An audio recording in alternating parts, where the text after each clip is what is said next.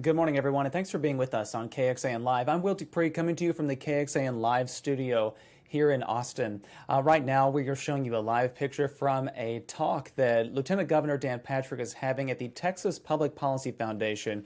The billing for this was that he was going to discuss what unfolded during the regular legislative session that ended yesterday and what's ahead for the special session that also began yesterday.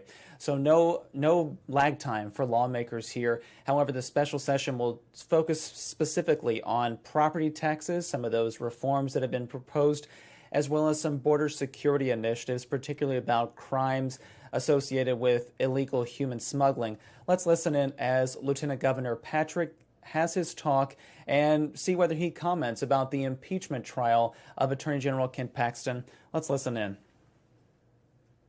Also out of my bus tour through 130 some cities, we have a great need for mental health care in rural Texas. This is a over $2 billion commitment to mental health care in rural Texas, primarily from Amarillo to Wichita Falls to the Valley to Midland. We're building hospitals and more beds. 50% have to be forensic, meaning for people who are arrested to have mental health issues. And why 50%?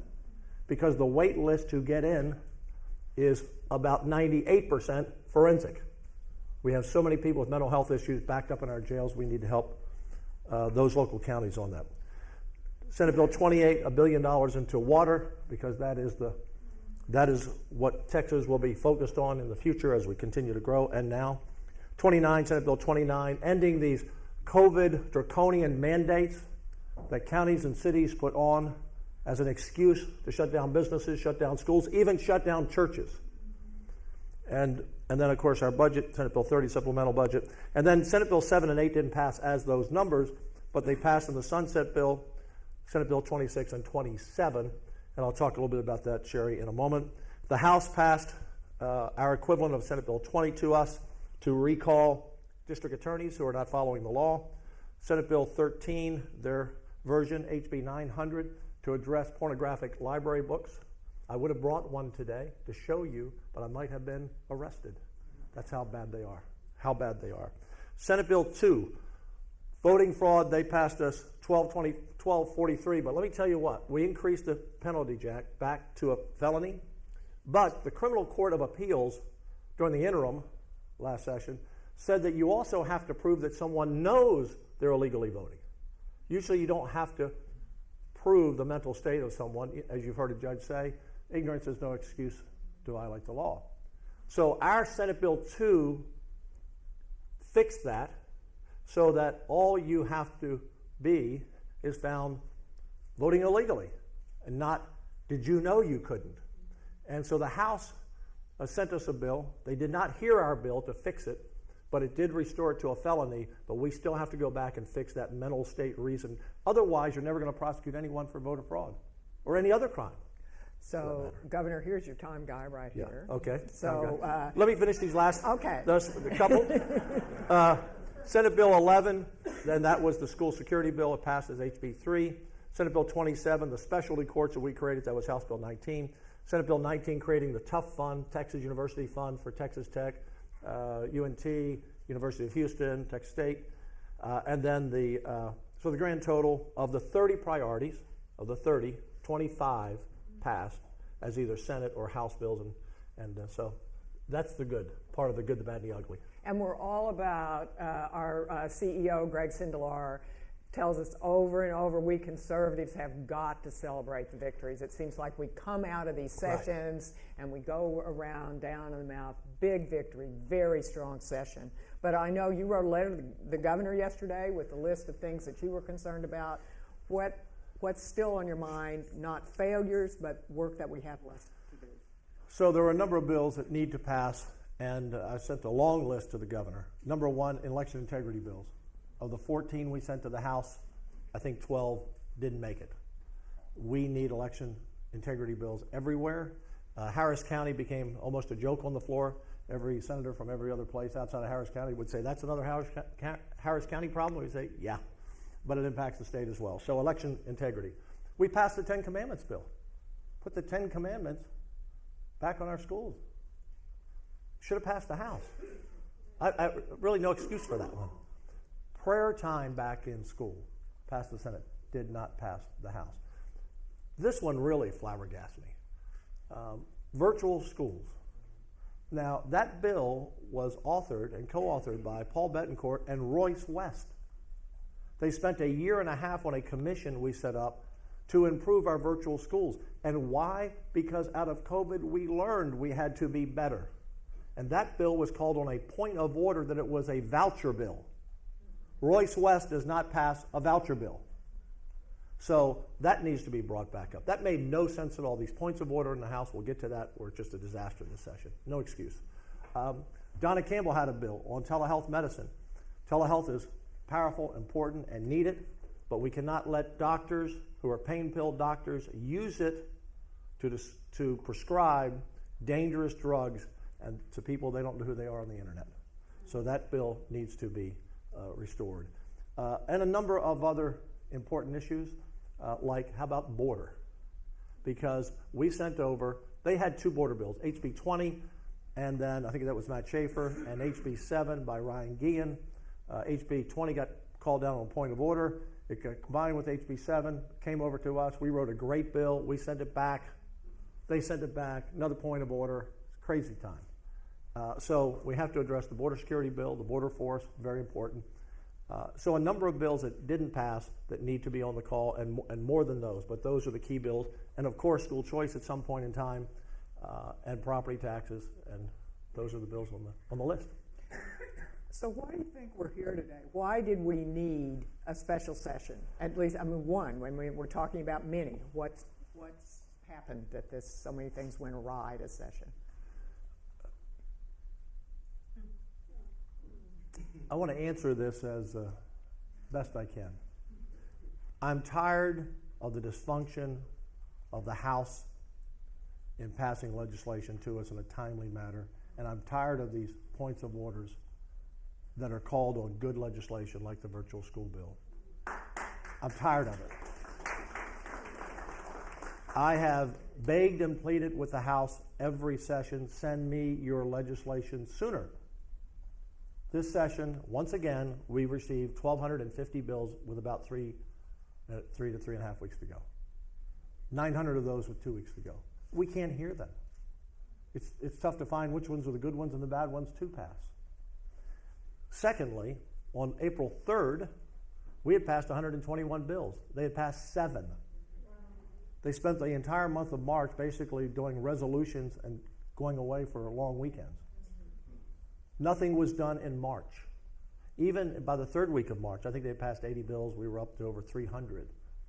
We had almost all of our 90% of everything that we voted out was to them by the end of mid to late April or the very first week of May. We got everything out. And here's the problem. They don't hear under their calendar Senate bills really till the last 10 days to 2 weeks. And because of the points of order and chubbing, the Democrats have total control of the House chamber. Total control. So we're a Republican majority state, and the rules in the House are set up to allow the minority to kill bills they don't like. And it's just dysfunctional. The points of order on conference committee reports, we've never seen it like that. I mean, you can get a point of order because the bill analysis, someone on the staff made a mistake and wrote the wrong word, misspelled something, got something out of order, and you kill the whole bill. People have worked, House members as well, and senators, have worked a year and a half before session. Various groups, Democrat and Republican, have worked on legislation. And it gets there after hours and hours and weeks of work, and someone says, oh, there's a word misspelled there. Send that back.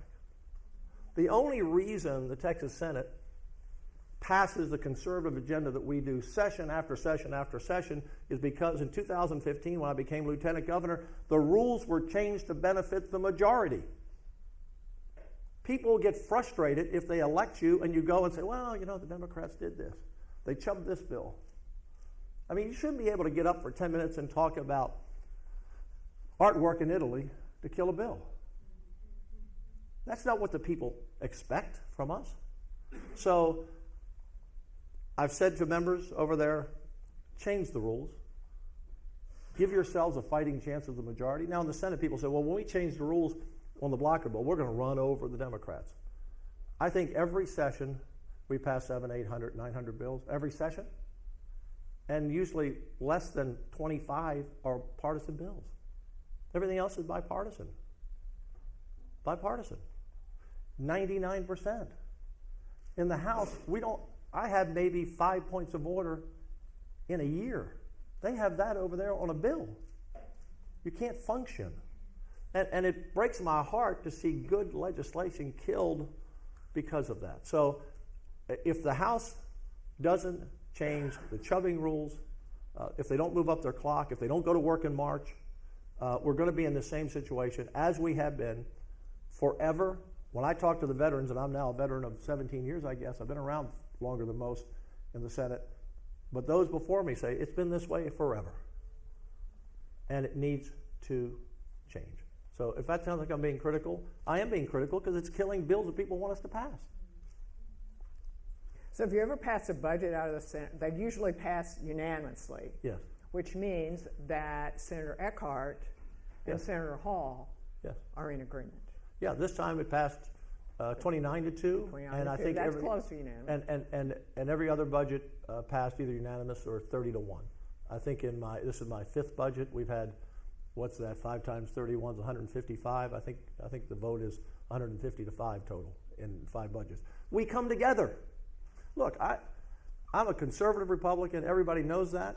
But we had some good legislation that came off the floor that were not partisan issues by different Democrat senators. They work with us. Here's the deal.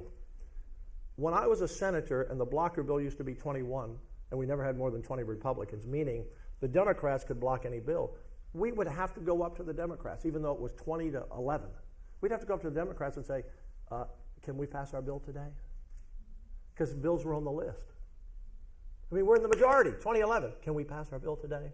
So what was a practice became abused. And I believe in the House now, what was a practice, bipartisanship, has being abused. And if the Republicans continue to let themselves, and leadership lets the Democrats run the House, this is going to have to change. Because once we changed the blocker bill where we said you can't block us, come join us and help us, that's why we have bipartisanship on all these bills. They bring amendments. They say, yeah, how about this idea, that idea? We like to get bipartisan legislation. It's stronger to send it to the House. But for most of the last 2 weeks, I think Joe Moody and she and Trey Martinez-Fisher were running the House, not the Speaker. So yeah, I'm fed up about it. It's time to call it out. That's not what the people expect. And it's not like it was a close call. You and Governor Abbott won by about 1 million votes, didn't you? Yeah, we won by a lot of votes. And look, it's very hard to work with someone who does not communicate. On Friday, about a week and a half ago, I got a text from the Speaker saying, can I come over? I said, sure. It's the first time I've heard from him in 2 years. You'd be shocked by that. I haven't talked to him in 2 years, except to say hi, at some event. I happened to be talking to Ken Paxton before this event about the impeachment. But about six weeks ago, I was talking to Ken Paxton about some issue, and I mentioned I never hear from the Speaker. He said the Speaker has never returned one phone call from me, never had a meeting with me, I haven't talked to him in 2 years. It's very hard to operate like that. So when he texts me and said, can I come over? I said, you bet. I should have had cookies. And he came over, and that's the day I took him out on the podium. Hey, I want to work with the other side. I can't work with the other side if I don't know who I'm working with, and 4 or 5 different House members came over and they all say, I'm working for the Speaker. I don't know who's speaking for what. Sometimes they come on their own, and I appreciate that. There's some leaders over there. But it's just crazy that you won't talk to anybody. And let me say one other thing. Let me say this one, Sherry. Okay. We had the governor and I had about 12 hours of meetings over 2.5 weeks with generators to work on the grid. Great in-depth discussions, big generators, new players, all different people that are involved in the grid. The Speaker never came to one meeting. But he takes a position on policy. Well, you haven't been there. You haven't been there. So I don't get it. We're willing to work with anyone at any time, and But it's just time to kind of call some of these things out because things have to change. Well, I want to make sure my friend Bob Garrett takes me seriously, so I wanted to ask you about the impeachment. Yes. And the Attorney General. What are your plans in the Senate? So we appointed a committee yesterday to create the rules. It's been almost 100 years since the last impeachment. So we have to go back and look at the rules. Not much precedent. I mean, there's some. But times have changed in 100 years. But beyond that, that's all I can say. I will be presiding over a trial. It will be a fair trial. I'm sure there'll be witnesses. I mean, I don't know what the House will present. I don't know what the Attorney General will present. But my guess is there will be witnesses, and they will be put under oath, and they will be cross-examined, I'm sure, by both sides. And it will be a regular trial. And at the end of that trial, once the facts have laid out, the senators will vote. And to all our friends in the media, I guess I got one or two out there, to all of our friends in the media, don't ask me any more questions because I can't answer them. Look at me like a judge before a case, and look at our senators like that. Be respectful of their space and time. This is very serious. These are very serious people, and the Senate is going to do our job in a professional way. So now we're in a special session. We got Yes. the call last night at 9 o'clock. Yes. So property taxes and border. Yes. What do you think? I want to talk about property taxes because it's a really big issue. And I want to get up if I can because I think we have some slides. Clint, if you can, first of all, before we pull up the first slide, is it going to be here, Clint, or over there? Over here? Oh, right behind me. Okay. Go ahead and pull it up. When we were negotiating on property taxes for the last 5 months, the House was at appraisal caps and compression. We were at homestead exemption and compression, and we kind of couldn't get unstuck. So when the Speaker came over that Friday a few weeks ago, again, I was grateful that he came over. He came over to talk about school choice. He suggested that we put legislation in HB 100 to try to put a package together. I appreciated that, but we talked about this. And he said, my focus is on businesses, small businesses. That's my focus, small businesses. And so I said, okay, here's some ideas. So this came a few days later. There are a couple of things we could do to try to break the logjam. We could end the reporting for no tax due franchise tax because this is an amazing statistic, there are about 2.6 million businesses in Texas. Only 166,000, Bob, pay the franchise tax. 166,000, because most are sole proprietorships or have or never actually operate, even if they follow charter. So there are 1.7 million businesses that don't owe any tax, but they have to file. So let's get rid of that. That's ridiculous. It cost them a couple $100 just to say I don't owe you any money. Number two, we could double the no tax due, because right now, if your revenues are under 1.25 million, you don't owe a tax. If we just doubled it to 2.5 million, we can take out 67,000 businesses. It was a cost of a couple $100 million a year to our budget. That's all. So literally, we could knock 40% off franchise payers off the rolls. Number three, we could cut the franchise tax another 10% on top of the 25% we did in 15. That would save business $1.2 billion. Or we could increase the personal property tax exemption. Now, if you don't own a business, you don't know what this means, but you have to pay tax on everything that's in your office, but your desk, your phones, everything else. Let me get out of the way, Bob, unless you want a photo of me for the album. So those four ideas I laid out. Not interested. So if you're interested in saving small business money, any of these four directly save them more. Let's go to the next slide. No interest. So, we're coming back here. So they were talking about a 5% appraisal cap. And you know that almost every organization came out against it because it distorts the market. It eventually will have taxes go up because we can't control the tax rate then at the local level. But the Speaker wanted it on all businesses, all properties, homesteads, all residences, all shopping centers, apartment, everything. And at 5%, this is what it would have cost us. It would have cost us $750 million over there in the first year, 1.7 in the second, 2.9 in the third, 4.1. And by 10 years from now, 13 billion of the budget. Unsustainable. That's math. You used to hear me say, I can't debate bad math. They never brought us any numbers in the entire time of the session. They never brought us any numbers on any proposal.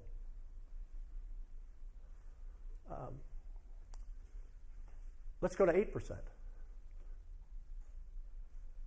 So the 8% appraisal cap, because when we were meeting the other night with the governor, the speaker said, can we do 8? And I said, maybe we can do 8, but only on homesteads. Don't want to do that. Don't want to do that. It doesn't really impact homesteads. But he wanted to do 8% across. He said, no, I got to have it for everybody. Everybody. 8%. It still costs us $12 billion to the budget. It's unsustainable. I asked him in that meeting, with the governor sitting there, who would pay for this? He said, well, the school districts would just have to spend less money. And I thought, try to sell that one. Try to sell that one. And just wasn't practical. So he wanted to help small business. We gave him 4 reasons to help. We showed him his math didn't work. And at the end of the meeting, he said, if I can't get it for everyone, then I'm out. And I said, well, our offer's off the table. And he said, well, I'm going to take homestead exemptions out. Now remember, they had just passed 147-0 homestead exemptions in the bill they sent us. Now, I couldn't figure out, why is he so hooked on this 8% for all businesses cap, which, by the way, the Texas Association of Business, the Texas Association of Manufacturers, the realtors, commercial realtors, none of them wanted it. They don't want it because it'll destroy the market. I couldn't figure it out. And one day he said in one of those meetings, he said, I own a lot of property. Not that it's about me. Now, anytime anyone says it's not about me, it's usually about them. If you go to Phelan Investments online, they own everything for decades. Proud to say, 4th generation of owning property. If you have a cap on property, the taxes go through the triple net lease.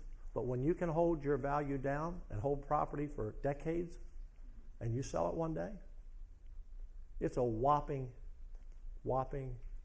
profit. Now, I'm not saying he was doing that to benefit himself, but I could never figure why he wanted to do that. And he'll say, well, it just brings my rents down. Well, yeah, if you bring your rents down, well, that means the taxpayers are helping you keep your rents low so your buildings stay full and your shopping centers stay full. So we didn't do that. I'm sure he's watching now and steam's coming out of his ears. I'm just telling you, I couldn't figure it out until he said it. Let's go to the next slide. So let's look at the $100,000 homestead exemption. That's what we had. We had $100,000 for seniors, $70,000 for everyone else, and then the House went to $110 and $100 for everyone. We loved it because look at this tax relief. By increasing, because we're now at 40, increasing it to 100, the homeowner at $100,000 saves about, let's just round it off to $700 a year. $700 a year. When you multiply that out times 5.7 million homeowners, times about $700, look at this. Bob Garrett, $116.9 billion in property tax relief with a homestead exemption that does not distort the market. And 40% of those homeowners, or seniors almost, they weren't going to benefit from any appraisal cap. When I come to the table to negotiate, I bring numbers, data, facts. I don't walk in and say, this is a good idea, and not be able to back it up. And I get these facts from a great finance team, from great senators who do hard work. So if we don't have a homestead exemption in this special session, included in the compression, we're going to leave that much money on the table. And how much is that to each homeowner? If you live in your home for 30 years, $700 a year is $21,000. I know the governor must be on our side with this. I can't imagine he wouldn't be. I can't imagine the governor will say to 5.7 million homeowners, you're not going to get a homeowner's exemption. He has on the call compression. Compression is fine, but it can't be the whole thing of $17 billion. Let's go to the next slide.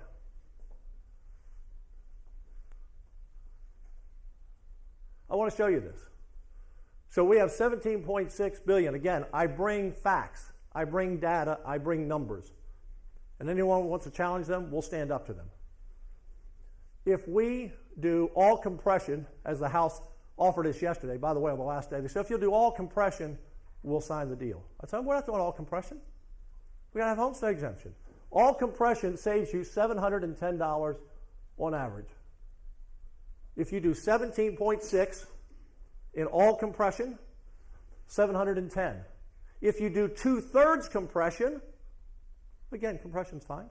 If you do 2/3 compression and add homestead for the other third, look, $1,416.29. Take a photo of that. So if we do all compression, we are taking $700 out of the pockets of every one of the 5.7 million homeowners. $21,000 we are robbing from them. So I support compression. We did $5 billion in 19. In our current $17.6 billion budget, we have about $12 billion in compression and about $5.6 in homestead exemption. So we're not saying don't do some compression. But you can't do it all because look at the value you get. And I hear people say, well,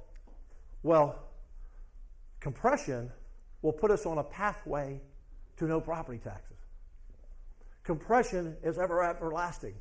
No, the only thing that's everlasting is when you get an exemption, a homestead exemption. And let me tell you why I know the House knows that's good, and I know the governor supports this. I believe he supports this. It's because what did they put in HB 5? The new 313. The only reason we supported HB 5 in the Senate, by the way, was because it's another one of the incentive vehicles for dispatchable energy. And we eliminated the old 313s that I killed last session because I held the bill from going to the floor because 66% or so went to renewables, and we need more dispatchable. But what do they do in HB 5 that Governor Abbott loves and Dave Phelan loves? It gives exemptions. 10 years of exemptions, hundreds of millions of dollars to businesses and exemptions. So exemptions are good enough for big business, but not good enough for a homeowner who's struggling. $1,400 a year, every year, never stops. I will not step back from this. And I might be the last guy standing, but I'll be the last guy standing. Homeowners in this state deserve real property tax cuts. And that's a combination of compression and homestead exemptions. Let's go to the last slide. So, let me show you why, and I know I have great friends here at TPPF that think compression can get rid of all property taxes. Okay, I do, I know. And friends on the outside. But Bob, I just look at you, Bob, because you've been hanging around for a long time. I recognize you more than some of the new ones, and Jack and others. Our budget this year is $321 billion. The state share of that is $144 billion. You didn't know you were going to school today, did you? Total local M&O taxes projected for the next 2 years is $55 billion. To end property taxes through compression, we would have to come up with $55 billion. Now, how much is $55 billion? It's 38.2% of our entire budget. You'd have to cut school funding. You'd have to cut medical funding. You'd have to cut law enforcement. You'd have to cut everything. You can't have 40% roughly of your budget in compression to get rid of all property taxes. So if you want to get rid of all property taxes, you got to come up with $55 billion. That's what it takes. Now, we've already spent some towards that goal, but we can't do that. Anyone who says, and forgive me, I don't want to offend anyone, but anyone who says we can eliminate property taxes by compression ran for governor and didn't win. I'll leave it at that. Okay? And if you say, well, could we increase the sales tax to pay for that? You could. You could. You'd have to increase the sales tax to around from the current 6.5% to somewhere between 10 and 12 cents. And by the way, those numbers fluctuate. Like it's 55 billion this year, it was 37 this year. Those numbers fluctuate. So you'd have to almost double the sales tax to pay for that. Now, there'll be some people out there who say, oh yeah, you charge me 12 cents. Charge me 12% instead of 6%. Remember, plus 2 cents local. So your sales tax now is about 8, and a quarter it would go to 14 or so, somewhere in that neighborhood. I don't think there's a vote to increase, Sherry, the sales tax, a half a cent. So it's not possible. So the governor has put on the call compression. I support it, but not 100%. And I believe in my heart that the governor will support homestead exemptions. And I believe that the House will, because they already voted unanimously for homestead exemptions. Remember, their plan came out 147 to nothing for homestead exemptions. Our plan came out 31. So Governor Abbott has a total 100% unanimous support from legislators who have already voted for homestead exemption. So let's do both. I need the Speaker and I need the House. We're going to send out a bill maybe today or soon. It's going to be the same bill pretty much they sent us. Compression's about 2/3, homestead exemption 1/3. Okay, Sharon, I think it's time for questions. Okay. Thank you, Governor. It's great to have you here. Nothing we like better at TPPF than a good conversation about public policy. So, want me here? First question. We want to get to everybody. I'm going to try to call in our guests first, but we'll get media questions as well. Yes, sir. Let me preface this by saying, Lieutenant Governor, I'm a huge supporter of you and the governor in many, if not all, of these initiatives. I do have a question, though. The governor likes to say that Texas is the best place to start a business. Yes. And he touts those figures every time I hear him speak. So with that, if that's the case, then why do we have a need for tax exemptions in the 313 code? So, and again, last year, I killed the 313s because they were being abused. And again, 2/3 were going to renewables. And somebody will give me a question, maybe this will lead into the grid. Because we are in a competitive environment, and most companies will come here on their own, but sometimes we compete with North Carolina, Florida, other states for billions of dollars. Like Samsung came here, will create thousands and thousands of jobs. And so sometimes a little piece gets you over the top, and that's why. We cut it back by 50% from the original bill, the incentives. We have stringent work requirements in it. And we narrowed it down to manufacturing, technology, energy, dispatchable energy. Here's where we're on the grid. You heard the PUC, Peter Lake, chair, say earlier this in Bloomberg a couple of months ago, we need the breath of God to get through the summer. Now, if we want to kill the Texas miracle of businesses coming here and creating jobs, we've added, Fortune 500 companies, we've added lead the nation job growth, 11 million, 12 million people in the last 20 years. But you have to be able to turn the lights on. You can't sit in the dark. And we don't have enough dispatchable energy. We had 2% renewables in 2000. Today, around 35% or so, 38%. Another 10 years will be 60%. Wind and solar are fine as long as the wind's blowing and the sun's out. Our need for dispatchable energy, coal, nuclear, which is declining, and nuclear is holding steady, coal's declining, is natural gas primarily. There'll be other technologies coming online. We need 75 to 80,000 megawatts of power. We don't have it. And almost 40% of all of our plants are now 40 to 50 years old. So we need to incentivize new plants. Now, the governor and I disagree on this one issue, but I support the governor in where we are right now on this issue, this issue of the grid. I believe, and the Senate believe, we just need to build reserve of 10,000 megawatts. You go to a company, any company, let them bid, get the best bid. They build the power, they sit there and they hold. They're the last on, the first off. But you got it there. Not everyone was in agreement on that. The big generator company sure didn't want it. But that idea didn't make it. So I came up with another idea. I say my staff, Lauren, Charles Swartner, all his team. We said, okay, what do we do to incentivize people to come here and build? Number one, we're going to give you a 0% loan for 20 years. You pay it back to the state. Now the House wanted 5%. We ended up at 3%. So we're going to give them a loan.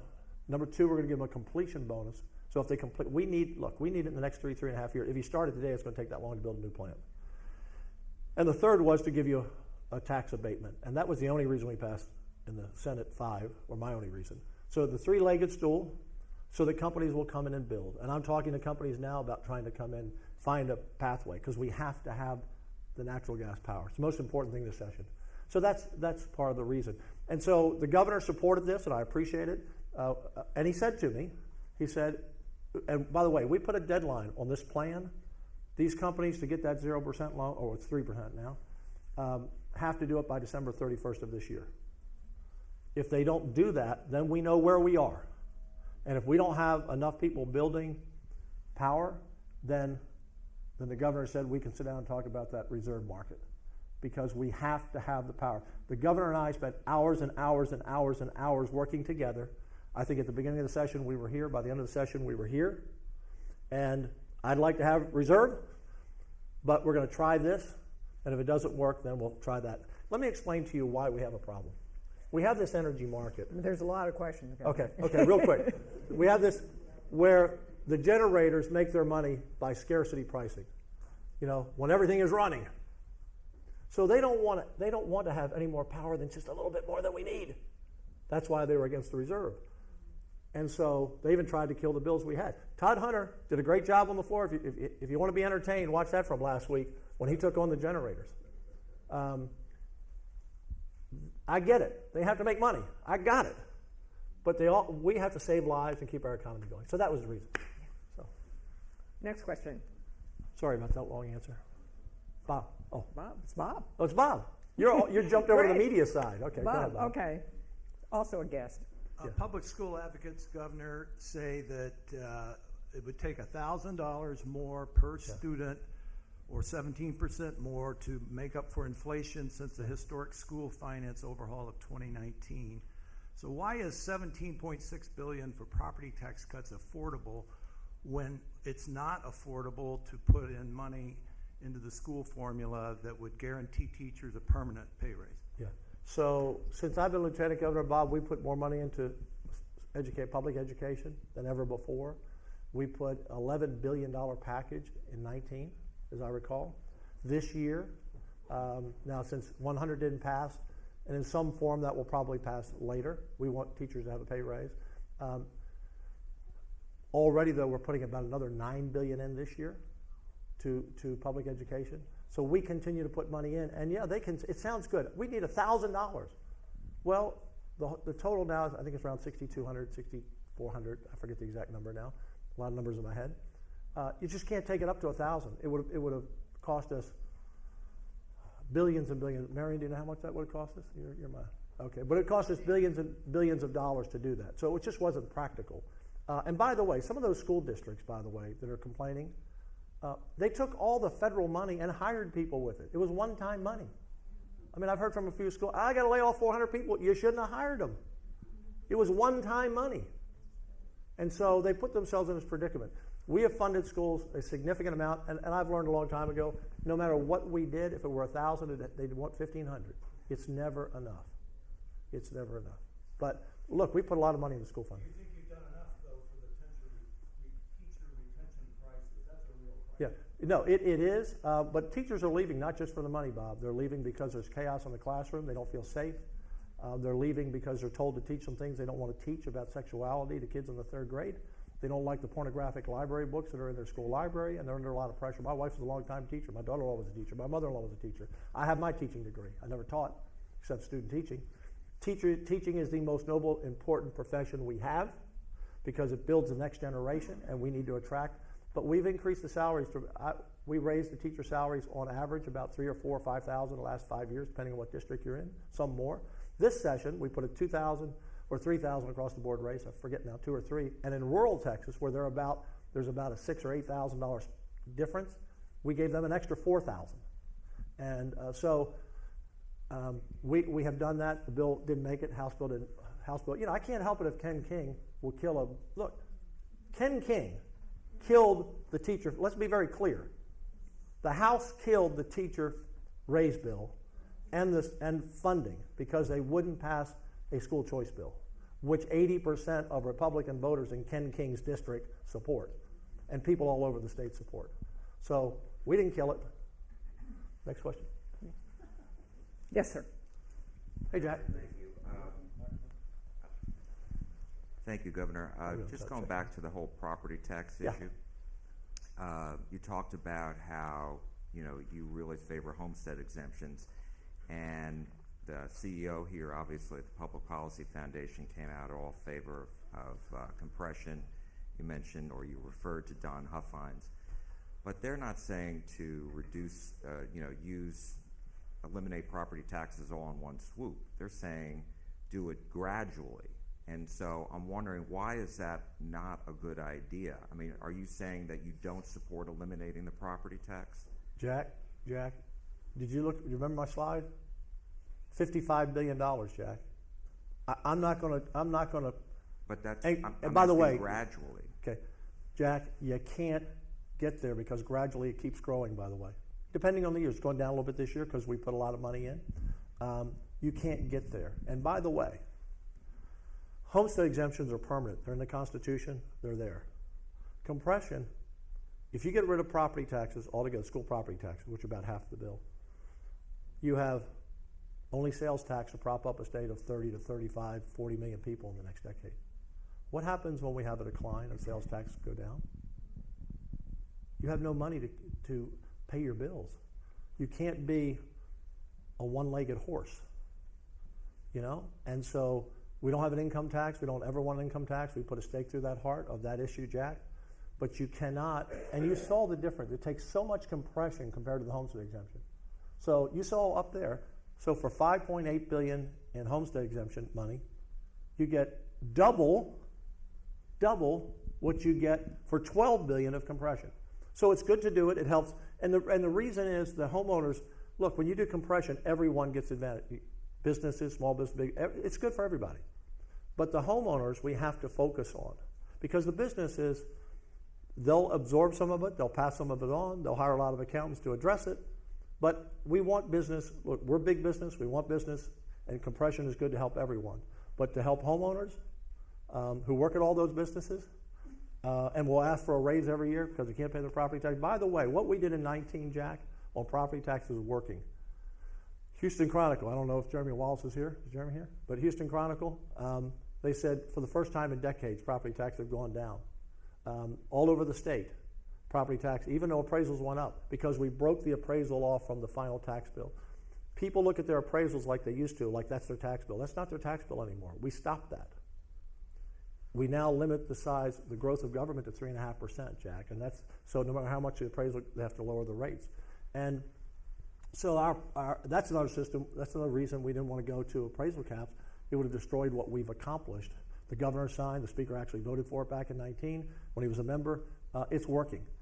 But Jack, you can't get there on only compression because that's our revenue sales tax law. You take that away. You can do it, but you have to increase the sales tax dramatically. So you can do it, but you can't have one revenue source because if that dries up, it's gone. And by the way, compression, that's another thing I read about. It's lasting. We can take that compression away in any budget. If we come back, now we won't next session, I don't think, because we got a good reserve, But we come back one budget, or years from now, 5 or 6 years. Look, we had a downturn in 11. We had a downturn in 17. We didn't have any extra money. You come in here in a bad budget year, you know what they're going to do? They're going to grab that compression, take it back, and your taxes are going to skyrocket.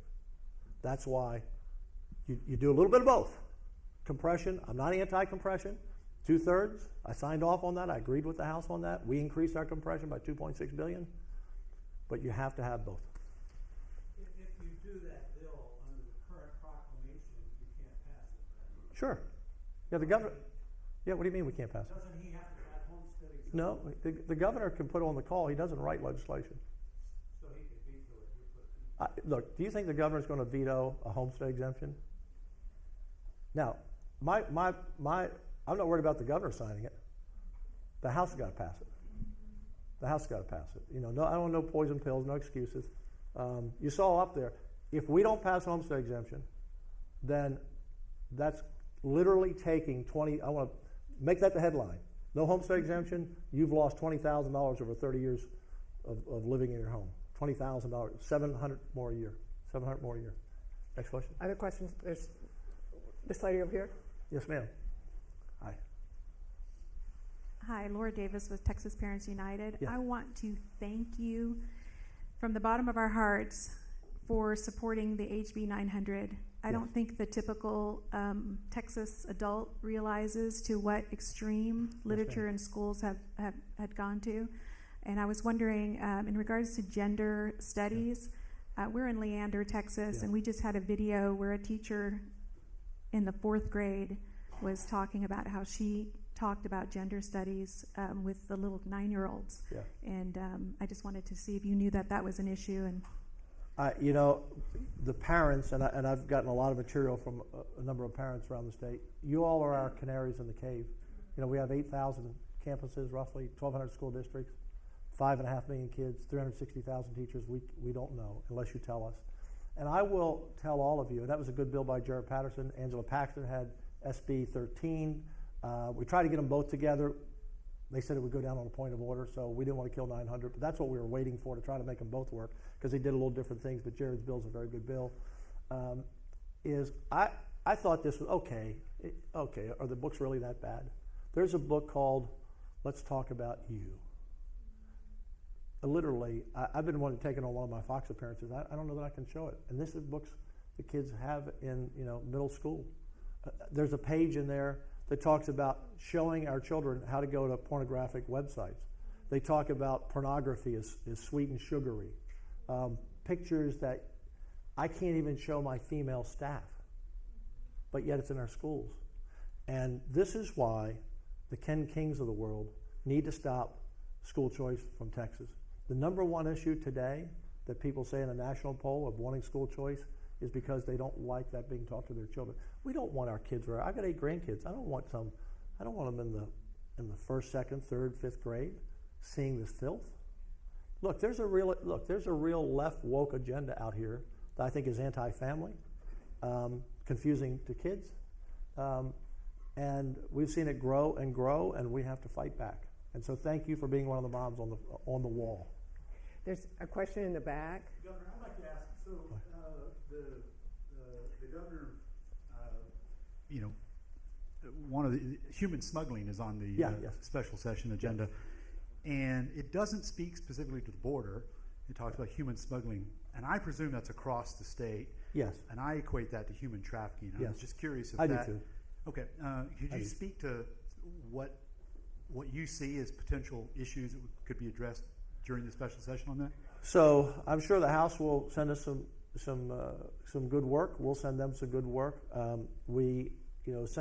House Bill 7, which was kind of came out of House Bill 20 that went down a point of order, called for a border force. The disagreement in the House is they didn't want it under DPS or the Texas Rangers, and I said, wait a minute, what are you guys talking about? Don't want it under the Texas Rangers and DPS? Like, that's our border, that's our controlling law enforcement. You have to have an integrated network. But we set up a border force to be under a Texas Ranger, reporting to the governor, working side by side, because you have to integrate, all these commands. So I'd like to do that. The House sent us a bill that didn't have a fiscal note on it. I thought, you want us to hire 1,000 people, but you didn't put any money in the bill. These are the things that kind of puzzle me from this session. You send us a bill to hire 1,000 people and form a border force. And you know what that bill actually said? If they needed something, just go grab it from DPS. You need a plane, go get a plane. You need a car, take a car. I mean, it was a crazy bill. So we fixed it. And we sent it back. Oh, no, we don't want it, because we don't want a Texas Ranger in charge of our border force. Excuse me? Okay, so border force, we need clamping down on smuggling as best we can. The child smuggling, it's modern day sex slavery, and this president allows it to happen. Fentanyl, we know all those issues.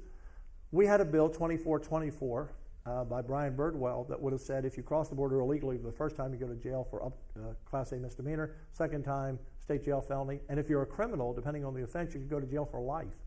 And the House didn't pass that bill. I'm asking them to pass that bill this time.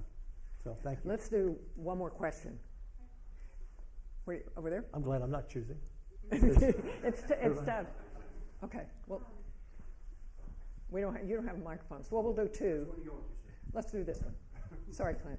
Hi, thank you for your time today. Sure. I'm just wondering how in a special session you foresee school choice passing, and if it does go through, will teacher pay raises be tied to it like they were in the regular?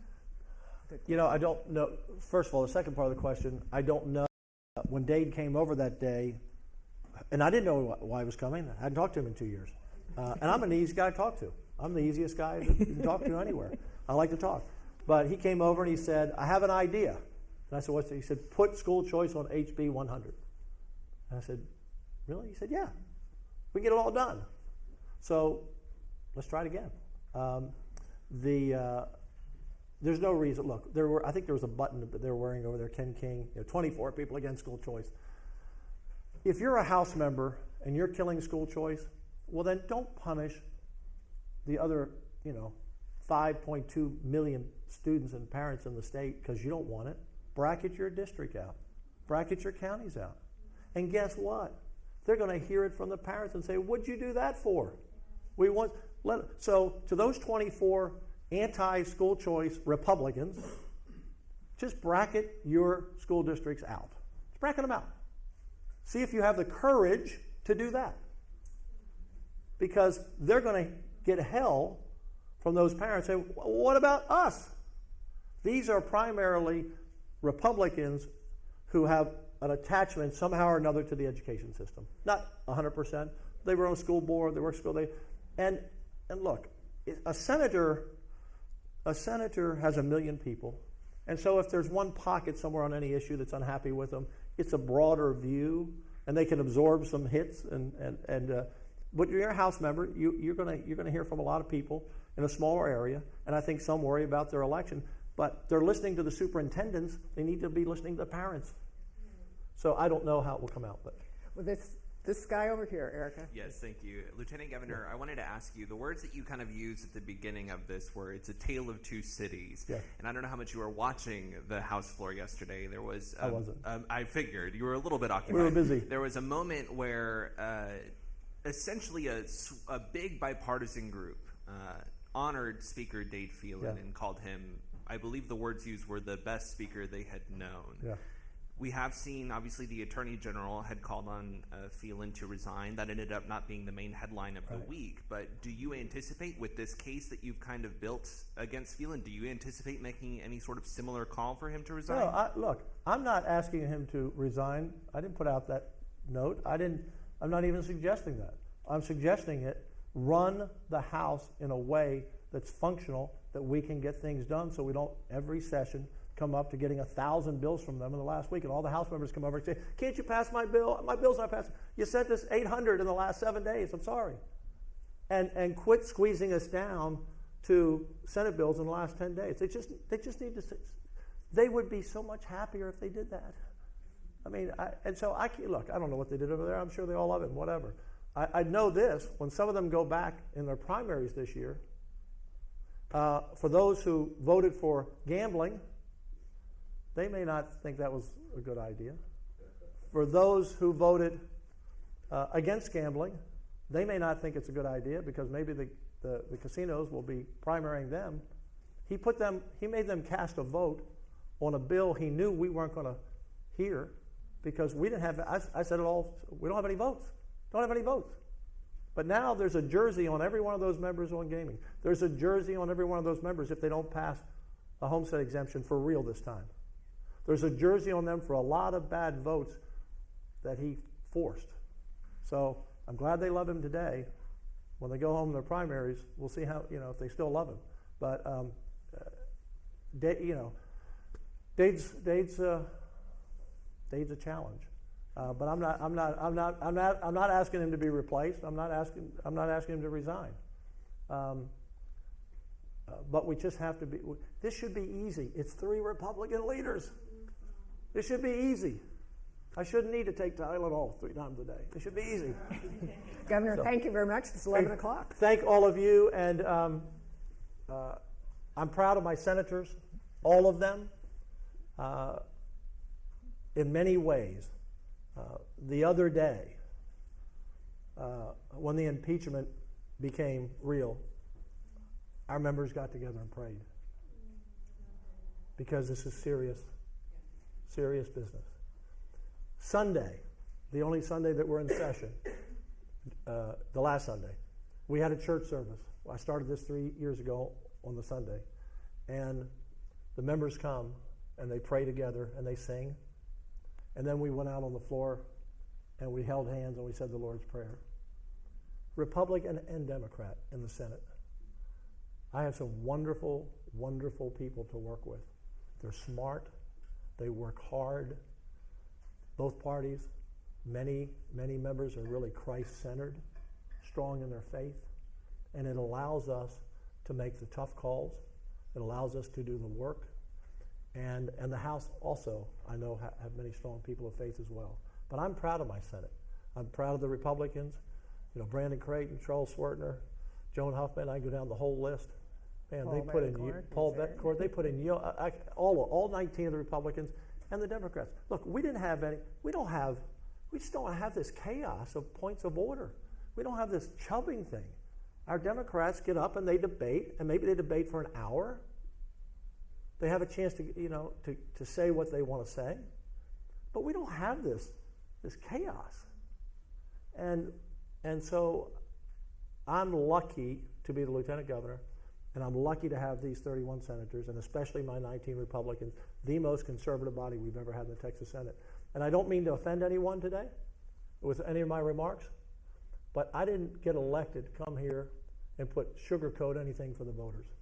The voters need to know what's going on, and they're looking for a leader, and I intend to lead on the things that I think that matter to them. And if I rub a few people the wrong way, I'm sorry. Thank you all. God bless.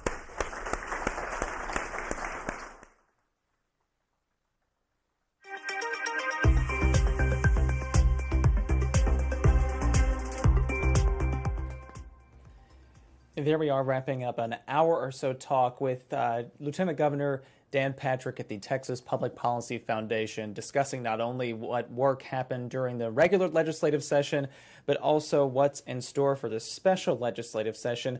He saved quite a few strong words for the House Speaker, Dade Phelan, saying that for the first time in 2 years they met to try to iron out some differences in the property tax proposals that both the Senate and the House put out there this session. We do now know that no deal was reached in that regard. A special session is going to start underway here, I believe, in just the last few minutes, discussing 2 issues in particular. And if you take a look right here, this is what Governor Abbott did. The House and Senate adjourned both at about 7 o'clock last night.